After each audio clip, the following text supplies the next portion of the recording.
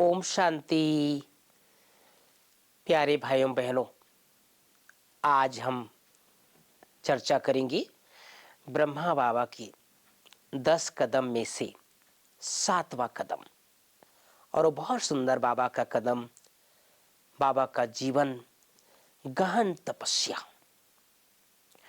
बाबा पहले दिन से अपने आप को तपस्या भट्ठी में रखे। आप सब जानते हैं, यज्ञ का प्रारंभ तपस्या से हुई।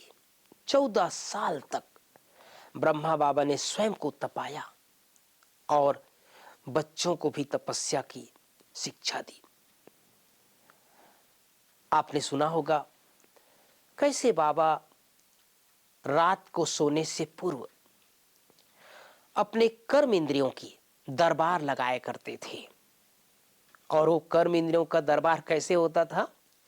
बाबा आंख को, कान को, मुंह को, पैर को, हाथ को, जैसे मैं आत्मा अलग हूं, ये मेरे सब कर्म इंद्रियां कर्मचारी है।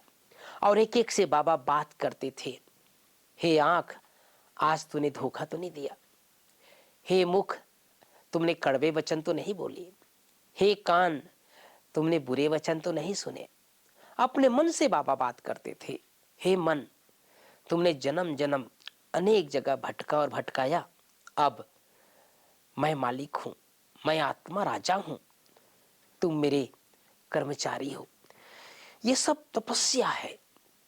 दादियां सुनाती है कि शुरू शुरू में ऐसा कोई प्रावधान नहीं होता था जो आज हम देखते हैं मधुबन में सेवा केंद्रों पर 3:30 बजे गीत बजेगा, सब उठ कर के योग में बैठते हैं।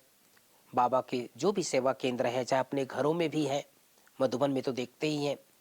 लेकिन कई वर्षों तक ये बाबा के घर में, बाबा के यज्ञ में ये प्रावधान नहीं था। अमृत बेला गीत बजे, अमृत बेला उठे। लेकिन बाबा और मम्मा सदैव 2 बजे उठकर, चांदनी रात होती थी तो छतों पर बैठकर तपस्या में लवलीन हो जाते थे।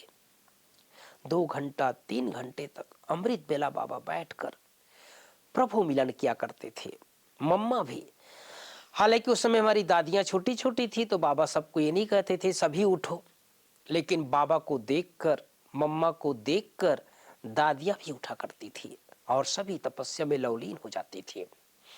तो बाबा ने अपने आप को बहुत तपाया, बहुत तपाया, क्योंकि इतने जन्म जन्म के जो हिसाब किताब होते हैं, चाहे तन के, चाहे मन के, चाहे किसी प्रकार के भी कार्मिक अकाउंट होते हैं।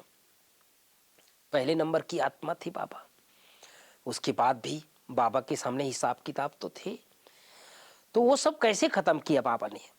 और वह सब खत्म किया गहन तपस्या से। तो बाबा का ये 7वां कदम, गहन तपस्या, पहले दिन से लेकर के लास्ट दिन तक बाबा ने तपस्या को कम नहीं किया। आप सब सुनते होंगे, कई लोग त्याग तो कर देते हैं, लेकिन त्याग करके अगर तपस्या नहीं किया तो वो त्याग निष्फल हो जाता है। बाबा ने दोनों बातें किया, त्याग भी किया और तपस्या भी किया, तभी जीवन सार्थक हो गया, तभी बाबा का जीवन आदर्श हो गया, तभी बाबा पहले नंबर पर गए। बाबा को पता था कि यही ब्रह्मा या मैं ब्रह्मा जा करके श्री कृष्ण बनूंगा। बाबा को पता था मैं ही विश्व महाराजन बनूंगा। बाबा को पता था मैं पहले नंबर की आत्मा हूं। सब कुछ फिक्स था, लेकिन उसके बावजूद भी बाबा ने अपनी त्याग को, तपस्या को कम नहीं होने दिया। हम सब भी पूरा जीवन ब्रह्मा बाबा के कदम पर कदम रखते हुए तपस्वी जीवन जिए। ओम शांति।